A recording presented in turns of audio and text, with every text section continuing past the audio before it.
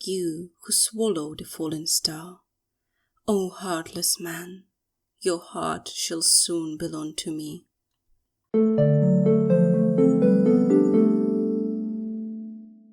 Howl Pendragon is a character who keeps on running, from responsibilities before his country, from relationships with others, and from his own heart.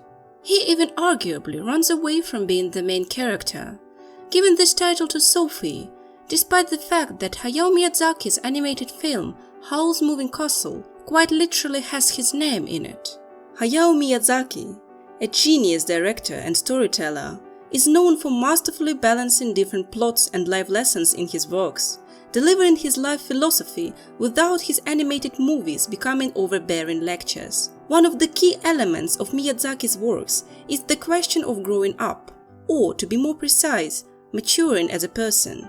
Howl Jenkins Pendragon, the metaphorical child of this movie, is the one who needs to mature in order to start living in the present, not linger in the past. Howl has many flaws unseen behind the walls of pretense he built around himself through the years.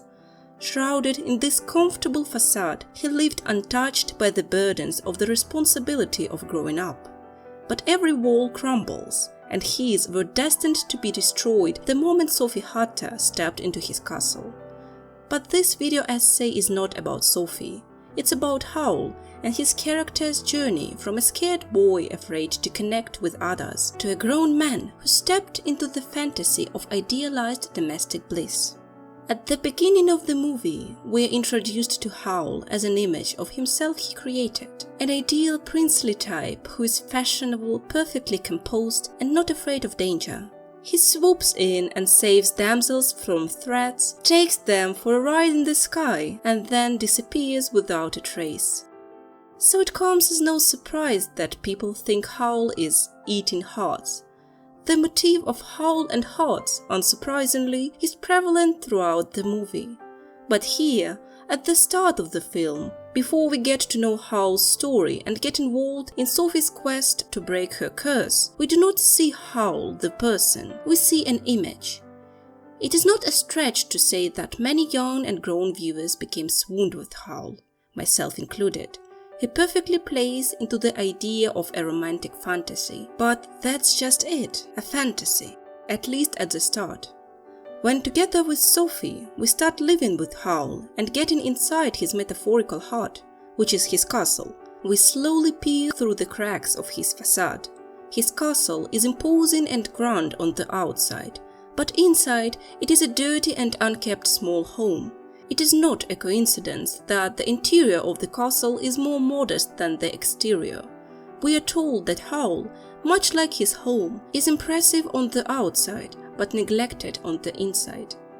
Howl wants to be seen for what he is not: confident, intelligent, and composed. He shows no reaction to Sophie suddenly showing up and declaring that she is their new cleaner, though arguably it might be because he has already recognized the nature of her curse. The more telling episode is when he deals with the message from the Witch of the Waste. He acts calmly and collected in front of Markle and Sophie, though later we learn that he is actually terrified of the witch. Only halfway through the movie is his facade broken, and we get to see the real Howl, immature, dramatic, and emotional. What triggers this change? His outward appearance changes as Sophie mixes the potion in the bathroom. Howl is more distressed because of that than he was after fighting on the battlefield. Why? Because Howl thinks beauty is a key element of his world. He says it himself. What's the point of living if you aren't beautiful? His castle is Howl himself, in metaphorical and somewhat literal sense. Sophie's presence stirs the status quo and forces Howl to confront his worldview for what it is, a way to escape responsibility. Howl was not able to grow up since the moment he swallowed the falling star. By the rules of this fairy tale world, his heart became a vessel for Calcifer, who gave Howl power in exchange for it. Howl received the power that comes with adulthood, without becoming mature enough to gain the necessary wisdom to control it. Howl is an exceptional wizard, which is said to us directly and indirectly on many occasions. But what does he do with this power? In the first half of the movie, we don't see Howl using magic outside of his interests, such as his beauty. The other notable use of magic we can see in the movie is Calcifer controlling the walking castle and maintaining different locations in various cities. Howl lives under different names so that he, in his own words, would have the necessary freedom. But bear in mind that we never actually see him working. Instead, Howl's apprentice Markle handles it. Howl doesn't do any housework either, judging from the state of the castle. Now, I sense a note of protest coming from my audience. But Serpentine, what about Howl protecting the cities from bombs and fighting the battleships? And that is true.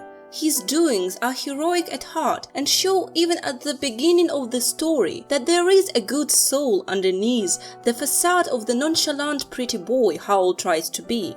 However, there is yet again an element of immaturity in Howl's actions even there. For you see, by refusing to acknowledge any side of the conflict, Howl essentially avoids taking responsibility in the form of service to his country.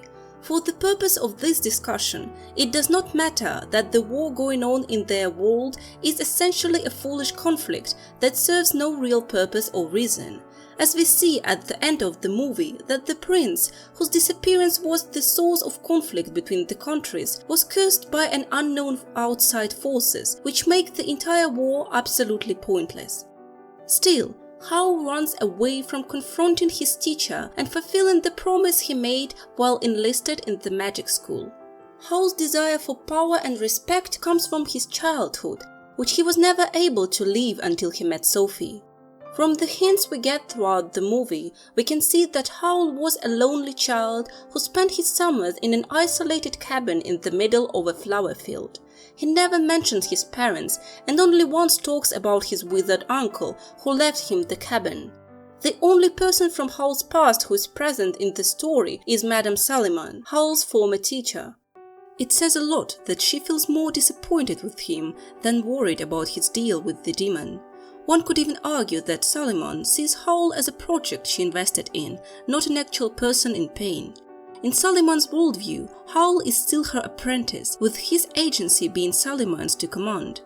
That sorceress is weirdly fixated on Howl and him embracing his potential by serving the king. I see this fixation as an indication of Salimon's cold and calculating approach to her relationship with Howl. If she's like that with the grown Howl, one can only imagine what she was like with him as a child. And speaking of that, have you noticed that Howl's hairstyle at the beginning of the movie is identical to that of Salimon's helper boys? Even though we see in the flashback to Howl's childhood that he had jet black hair. Seeing how Howl perceives beauty as a way to be loved, it is possible that subconsciously he still desires affection from his former master. I will even go as far as to say that Madame Salimon is a quasi-parental figure for Howl, manifested in the idea of a demanding mother, whom he fears but subconsciously wants to please. Considering how young Markle is, it is possible that Howl spent many years under Madame Salimon's protection as her apprentice. Another interesting detail. Howl went rogue at a very young age. We don't know if he spent his formative years with his parents or uncle. Still, considering his way of living and immature behavior, I actually think he and Calcifer were alone, and that's another explanation for Howl's immaturity. He separated from his mentor and parental figures at a very young age, never having a chance to learn the lessons of growing up. Howl's room is a strong indicator of this notion. The room is messy and cluttered, almost like one of a teenage boy. His plush toys and surroundings speak of Howl's yearning for childhood, which is understandable. If he was a lonely apprentice under a strict teacher, he never got to enjoy the happiness of childhood. I argue that Howl's desire for freedom stems from his time as an apprentice under Salimon. If he has many names and is good at hiding, he can't be forced into service again. For Howl, power is the means to have freedom, to enjoy life without being shackled to any type of responsibility. Howl is a person who enjoys the freedom that comes with adulthood without acknowledging the responsibility every adult has. Sophie is a driving force behind Howl's character development. At first, she is a caretaker who takes her time to heal Howl's heart by cleaning it. By heart, I mean his house. Sophie warms her way into Howl's heart, thus making him comfortable enough to let her sit behind his composed image. After finally admitting his fears to Sophie, Howl also becomes honest with himself. Her trust and support made Howl trust in himself. And that is the moment Howl enters his rite of passage, which rebirths him into a protective figure instead of a figure that needs protection. Howl transforms rapidly and seems to act in a completely different way after his confrontation with Madame Suliman. He starts referring to his companions as family, taking the mantle of a father. While still rejecting the very notion of fighting in a war on anyone's side, Howl accepts his responsibility to protect those he loves. Howl finally obtains a purpose for both living and fighting, protecting his newfound family. In order to mature, Howl had to undergo the transformation in the context of the story. Miyazaki is a known pacifist, and many of his works explore the senselessness of the wars of conquest. However, the idea of protecting the ones you love is another case, and Howl's self-sacrificial actions are painted in a heroic light. He fights not for the empires or armies, but for Sophie and the others. Howl is rewarded for his courage by finally getting his heart back. Through the act of protection, Howl Pendragon not only got freed from the loneliness of his past, but also gained the wisdom of adulthood as is painted by the story. The power you get as an adult is meaningless if it only serves selfishness. True happiness comes only when you have the people you love and protect in your life. Thank you for watching the video. I would be so happy if you could like and subscribe because more is on the way.